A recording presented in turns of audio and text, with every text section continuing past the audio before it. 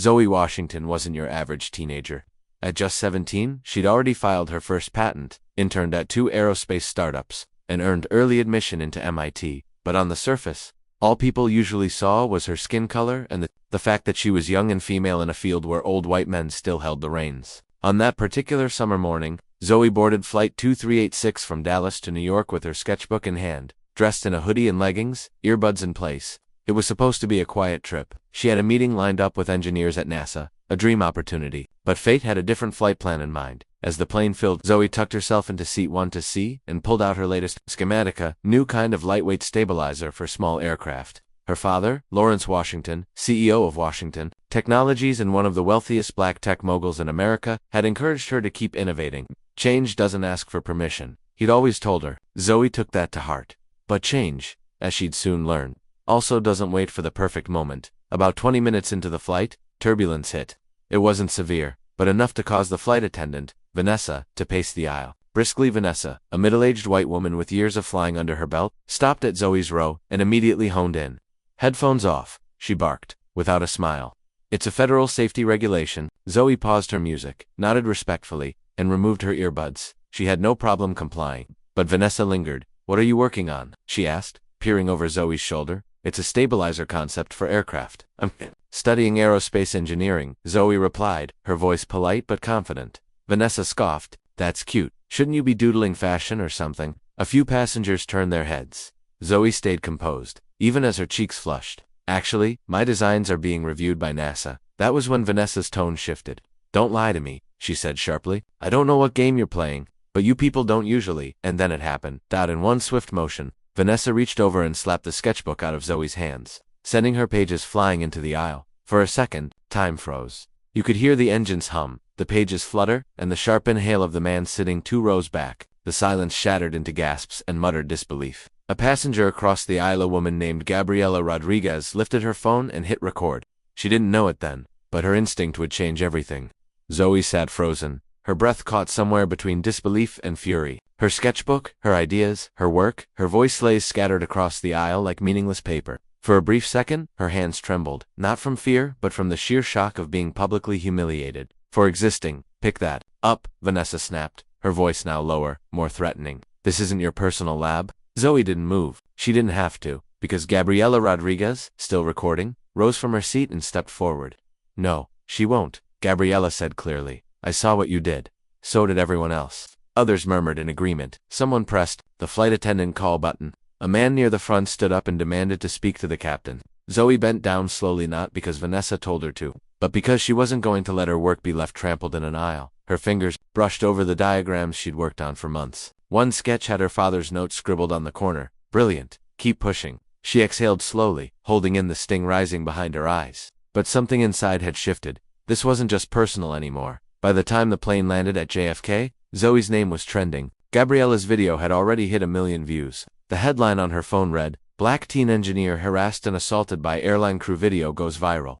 At the gate, Vanessa tried to deny the incident. She claimed Zoe had been disruptive, disrespectful, even threatening. But the footage told a different story, a clear story. Zoe hadn't raised her voice. She hadn't broken any rules. She had simply been herself in a world that refused to see her worth. As the airline's PR team scrambled, Zoe was escorted off the plane not as a criminal, but as a witness. News crews were already waiting. "Do you have a comment?" they asked, cameras flashing. Zoe looked into the lens and said just 10 words. "Respect should be the minimum, not a luxury item."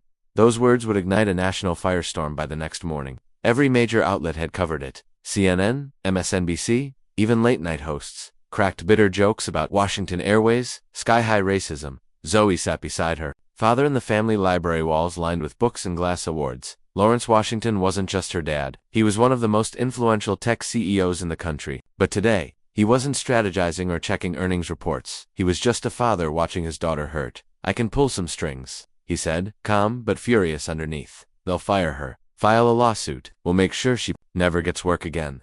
But Zoe shook her head. "I don't want to be just another headline, Dad," she said. "If we only destroy a person, the system survives. I want to expose the system that allowed it." Lawrence raised an eyebrow, surprised not at her intelligence, but her restraint. "You're not thinking like a victim," he said. "I'm not," Zoe replied. "I'm thinking like an engineer." She opened her laptop, already drafting an open letter, one that wasn't just about her, It was about how airlines handled complaints, how implicit bias training was optional, how diversity in leadership was virtually non-existent. Within hours, the letter went live. It wasn't angry. It was surgical, honest, heartbreaking, and backed by data, facts, and a calm force that made it impossible to ignore. It ended with one line: if you design an environment that allows injustice, don't be surprised when injustice becomes the norm. The letter exploded across social media. Activists praised her clarity. Journalists flooded her inbox. Students started tagging her as a hero. And quietly, something else happened. Former airline employees started sharing their own stories. Whispers of discrimination, of retaliation, of silence. The slap had triggered more than outrage. It had triggered a reckoning. While Zoe's open letter was reshaping the conversation online, chaos was unfolding behind closed doors at Washington Airways. Emergency board meetings were called. PR firms were scrambling. Shareholders were furious not just about the slap, but about the company's silence. For 3 days, Washington Airways released nothing but a vague, half-hearted statement about internal investigations and regret. For the incident, it only made things worse. Employees began leaking emails. Training records or lack thereof surfaced, and then came the footage. A second video recorded by a teenage passenger sitting 3 rows back. It showed the entire exchange, Zoe being respectful, the flight attendant escalating, and finally, the slap. There was no ambiguity now. The narrative had shifted from, he said, she said, to indisputable truth. By the end of the week, major advertisers threatened to pull support. Celebrities were tweeting in support of Zoe. Pilots and flight attendants began issuing anonymous apologies, saying, "This isn't who we are, but it is what we've allowed." Then something unexpected happened. Michael Torres, the junior flight attendant who had stood frozen during the incident, reached out to Zoe. He didn't try to defend himself. He didn't make excuses. He simply asked to meet. Zoe hesitated, but agreed. They met at a quiet cafe away from the noise. Michael arrived early, visibly nervous. "I froze," he admitted. "I was trained to de-escalate. I was trained to protect passengers, and I failed." Zoe studied him for a long time. "Why reach out now?" she finally asked. "Because silence makes me complicit," he said, "and I'm tired of being silent." It wasn't redemption, not yet, but it was a crack in the wall. Proof that change didn't just come from outrage. It came from uncomfortable truths spoken out loud while Zoe was cautiously opening the door to dialogue. Her father, Lawrence Washington, was waging a very different battle, one waged in silence. Behind boardroom doors and within legal corridors, as founder and CEO of Washington Technologies, Lawrence was no stranger to power struggles. But this wasn't about profit margins or shareholder votes. This was personal. When he first saw the viral video, he didn't see a billionaire's daughter being disrespected. He saw his child, the same little girl who used to take apart remote control planes and rebuild them, better being humiliated for simply existing in her skin. And the airline bearing his name had stood by in silence. Lawrence immediately halted all pending business with Washington Airways. Every joint venture, every tech rollout, every airport systems upgrade. Then he sent a private message to the airline's board. "If your leadership won't act, I will. This isn't just about an airline. This is about the kind of world you're helping create." The impact was seismic. The airline's stock dipped. Internal memos leaked to the press. 2 board members resigned within 48 hours. And then, at last, the dam broke. Vanessa Shaw, the flight attendant who had slapped Zoe, was officially terminated, though critics noted the delay. More importantly, Washington Airways CEO Carl Whitman issued a public apology on camera. It wasn't smooth. His voice trembled. He mispronounced Zoe's name. But in a rare moment of honesty, he said, "We didn't just fail one passenger. We failed a generation watching. And for that, I'm sorry." It was far from perfect. But for the first time, the airline wasn't just reacting to a PR crisis.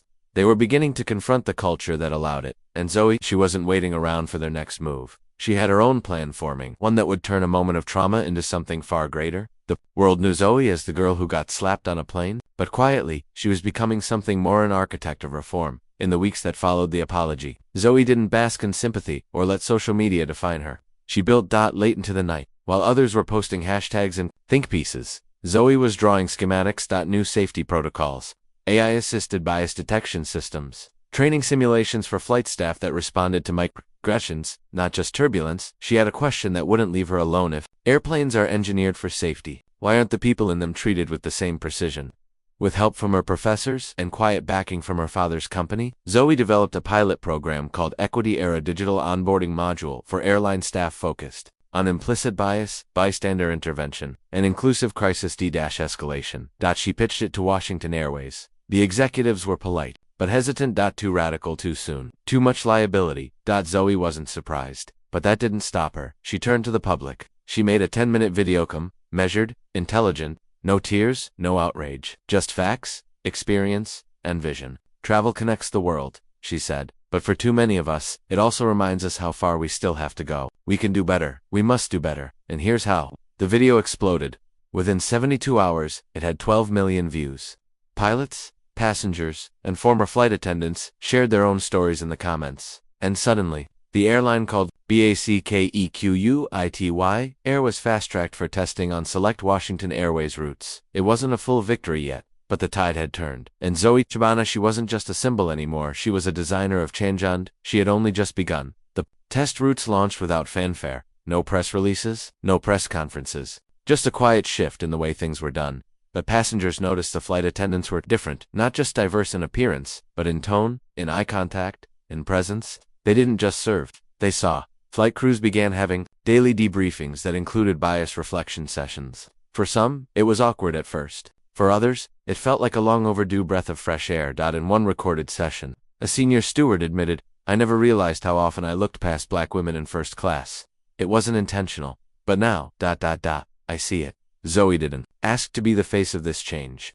But people started calling her from within the aviation industry, from education, even from Congress. Meanwhile, her quietest allies were doing the loudest work. Michael Torres, the co-pilot from that flight, had resigned from his old airline after the incident, but now, he returned to Washington Airways as head of cultural competency initiatives. He designed new hiring pipelines to actively recruit talent from underserved communities. The most dangerous words in this job, he told a group of trainees, aren't braced for impact. They're not my problem.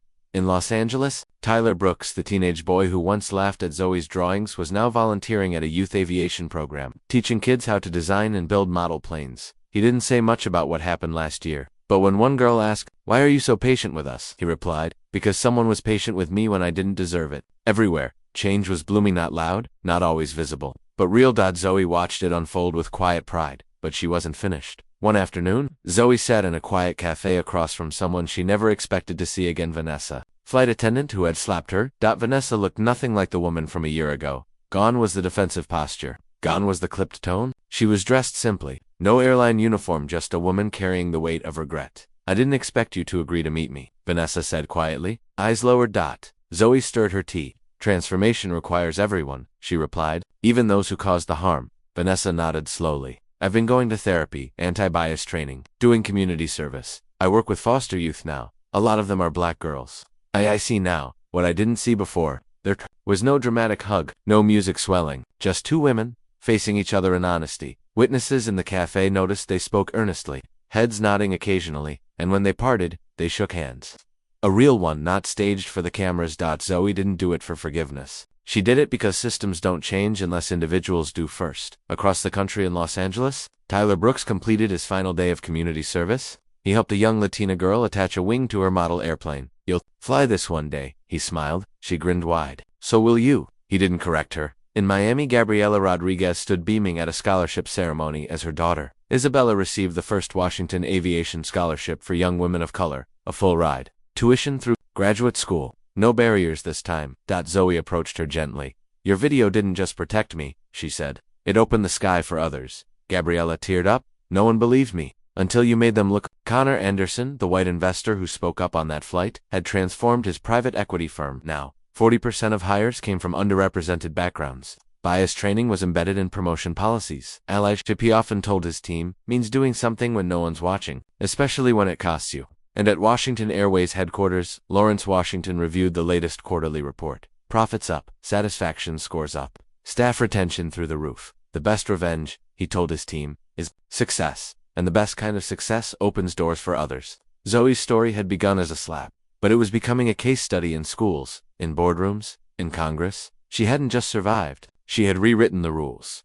Exactly 1 year after that fateful flight, Zoe stood at the podium of the newly inaugurated Washington Aviation Academy, state-of-the-art technical school built to open aviation careers for underrepresented youth. Behind her stood banners that read, "From adversity to altitude." In front of her, the first graduating class, Black, Latinx, Asian, Indigenous, and white students, all dreaming of the skies. Zoe paused, took a deep breath, and looked at the sea of diverse faces. "A year ago," she began, "I sat in coach, just trying to get home from school. A stranger decided I didn't belong based on how I looked, not who I was." She didn't raise her voice, but every word landed like a bell. "I could have sued and moved on. I could have disappeared behind privilege and let it become someone else's fight, but that would have meant more young people experiencing what I did. She gestured to the academy walls adorned with names of aviation pioneers from all backgrounds. So instead, I stayed. I created, I partnered, I insisted, and with the help of many of you here, we built this place not just to fly planes, but to lift voices. Applause thundered through the room. Outside the academy gates, protesters still gathered. Not everyone believed change was real. Some called it performative. Some said it was too little, too late. Zoe saw them. She didn't dismiss them. Critics kept systems honest, but builders kept them moving. After the ceremony, Zoe walked beside her father through the school's garden. Students had planted trees from all 50 states. Each tree bore a name tag, one for every aviation barrier torn down. Lawrence placed a hand on Zoe's shoulder. I built airplanes, he said, voice full of emotion. But you built a runway. For the world? Zoe smiled. I'm not done yet, Dad.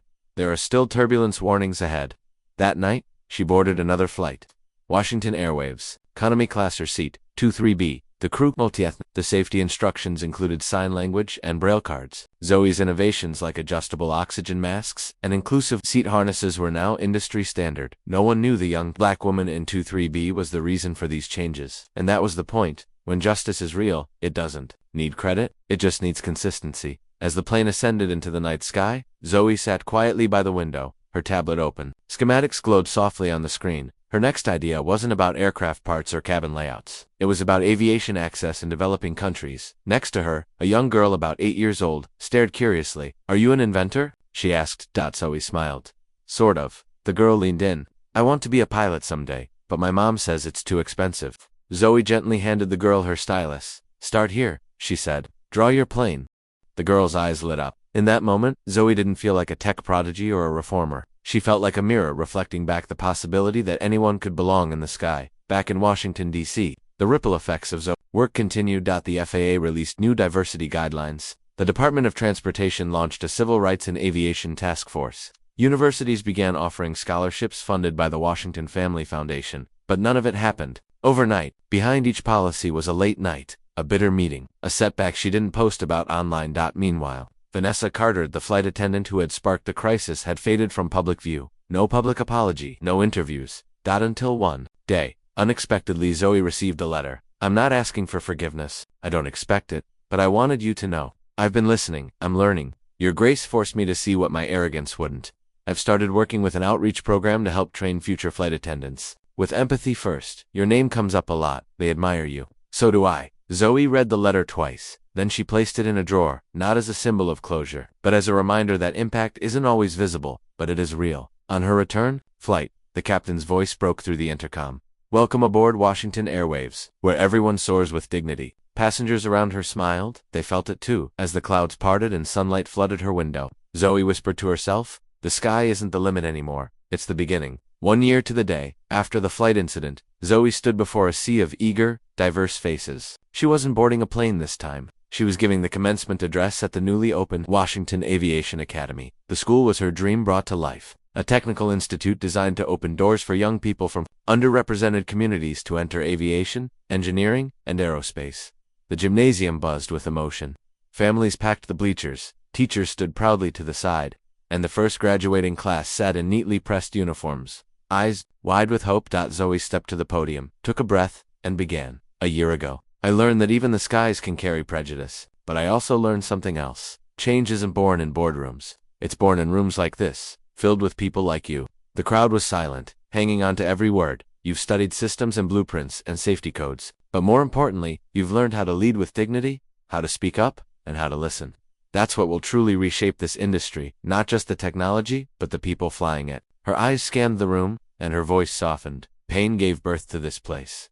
But you are its future. A future where no one gets ignored, where no one is labeled less than, where no girl with big dreams is ever told to sit down and stay quiet. The students rose to their feet, some in tears, some cheering. Zoe stepped back from the mic, letting the applause wash over her. Behind her, the words on the banner said it all. Washington Aviation Academy, where everyone has a runway. That night, Zoe and her father Lawrence sat quietly in the school's garden. He looked at her with eyes full of pride. You didn't just survive that moment, Zoe, you rewrote the future.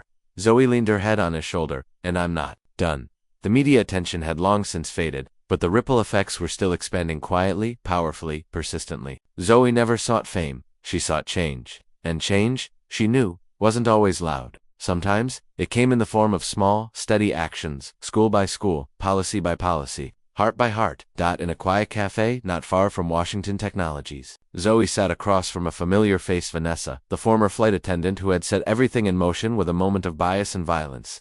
The once combative woman was nearly unrecognizable. Dressed modestly, eyes soft with humility, she spoke slowly. "I didn't expect you to say yes," Vanessa admitted. "To even meet me." Zoe nodded, not coldly, but firmly. "Transformation isn't one-sided," she replied. "Even those who caused harm have a role in repairing it if they're willing." Their conversation was not public. No headlines, no cameras. Just two women, sitting across from each other, sifting through the past to make sense of the future. There were no apologies demanded, no dramatic forgiveness. What happened was more powerful: a quiet understanding, a mutual commitment to do better. They parted with a firm handshake, not as friends, but as two people who finally saw the full picture. Elsewhere in Los Angeles, Tyler Brooks, the teenager who had once mocked Zoe's engineering skills, now halfway through his community service at an aviation mentoring program. Gone was the arrogant smirk. In its place was the cautious attentiveness of a young man learning what privilege looked like from the other side. He knelt beside a black middle schooler, showing off her first model glider. For the first time, he didn't correct her, he encouraged her. "I wish I had started learning this stuff earlier," Tyler confessed to his supervisor later. "Maybe I wouldn't have said half the things I did." Meanwhile, at Washington Airways, Michael Torres had become a driving force for change. The man who once froze in fear during that fateful flight now led the airline's cultural competency division. His speeches to new hires were short but unforgettable. "The most dangerous phrase in aviation isn't emergency landing. It's not my problem. Silence doesn't keep you neutral, it makes you complicit." His passion didn't come from textbooks, it came from guilt. And he used it to shape a future where no employee would be afraid to speak up. In Miami, Gabriela Rodriguez stood proudly at an awards ceremony, beaming as her daughter Isabella was named the first recipient of the Washington Aviation Scholarship, full-ride scholarship for young women of color pursuing aerospace careers. As Isabella took the stage, Zoe stood beside Gabriela and whispered, "Your phone video didn't just save me. It opened doors for girls who never even knew they had the right to walk through them." At a New York investment firm, Connor Anderson had taken his experience on that flight back to his boardroom. He had initiated sweeping diversity reforms, not because it looked good, but because he understood no inaction was a form of harm. His hiring practices changed, his leadership changed, his heart changed, and at the top of it all, Lawrence Washington sat in the conference room of Washington Technologies, reviewing reports with a rare smile. Washington Airways, once teetering on collapse, had become one of the fastest-growing airlines in the country. Customer satisfaction had skyrocketed. Investor confidence was at an all-time high. "You know," he told his team, "revenge never builds anything, but success, that's a foundation, especially when it's built for others to stand on." The transformation was no longer just a headline. It was a living, breathing system of progress, accountability, and opportunity set in motion by one teenager who refused to be silent. A year after that unforgettable flight, Zoe stood alone on the tarmac beneath the early morning sky. The newest Washington Airways aircraft gleamed behind her, a sleek, fuel-efficient jet with "Everyone soars with dignity" written across the fuselage in 11 languages. She wasn't there for a press event or a photo op. This moment was hers. A soft wind rustled her blazer as she looked out over the runway. Her mind drifted not to that slap, not to the humiliation, but to what came next. The engineers who reached out, the kids who sent her letters, the mothers who wept in gratitude, the airline crews who thanked her, even the ones who criticized her, pushed her, doubted her. She carried them all. Zoe had never wanted revenge, she wanted flight. For everyone. Inside the aircraft, her latest design, an adaptive seating model for disabled passengers, was being installed. A flight crew practiced an inclusive boarding script she'd written. Even the safety demonstration video now featured a cast of every background imaginable, including a young black girl with braids, explaining turbulence in ASL. As the sun rose behind her, a group of students emerged from the hangar. The first class of the Washington Aviation Academy. Some wore hijabs, some wore hoodies, some had tattoos, some had canes. All of them carried dreams, and all of them saw Zoe as proof that they didn't have to shrink to fit into this world. They could reshape it. One girl, barely 16, stepped forward shyly, double quotes, "Ms. Washington, I didn't think people like me belonged in aviation. Until you." Zoe smiled, warm and steady. "You don't belong here because of me. You belong here because of you. I just opened the door." Across the country, classrooms were discussing transportation, equity. Airlines were held to new diversity and conduct standards. Even other industries began examining their own blind spots. This wasn't just about one flight, it had become a movement, a model. The story of what happened to Zoe Washington had become more than a headline, more than a case study, More than a viral clip, it had become a blueprint for what was possible when strength was met with strategy, and rage was redirected into revolution. Back home that night, Zoe sat at her desk, looking at a new blueprint, an early-stage orbital shuttle for intercontinental green flight. Her future, like the sky beyond her window, was open. From the hallway her father called out, "Bedtime, world changer." Zoe grinned. "5 more minutes, Dad. I'm building the future." The final scene fades in, with Zoe boarding a regular Washington Airways flight, not as a celebrity, not even in first class. Just a young woman with her laptop, a bag of snacks, and an aisle seat. She smiled at the flight attendant, who smiled back, no hesitation, no judgment, just warmth. The captain's voice echoed overhead. "Welcome aboard Washington Airways, where everyone soars with dignity." As the aircraft climbed into the clouds, Zoe glanced out the window. Somewhere below, people were still fighting battles she knew all too well. But somewhere up here, she had proven that flight and dignity should never be privileges. They should be rights. Fade to black.